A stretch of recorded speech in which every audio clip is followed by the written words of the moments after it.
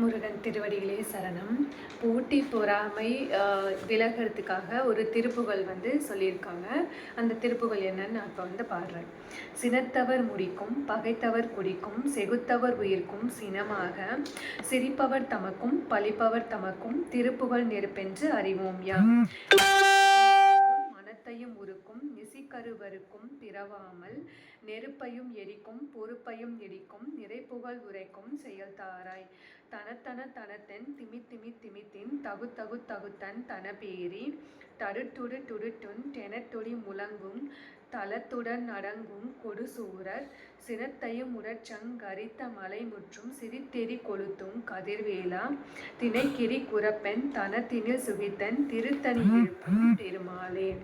இதுதான் அந்த திருப்புகழ். இதை நீங்கள் பாராயணம் பண்ணீங்க அப்படின்னா உங்களுக்கு வெளியில் இருக்க போட்டி பொறாமை எல்லாமே போய் எல்லாரும் உங்களுக்கு நண்பர்களாக மாறுவாங்க. குருவே சரணம்.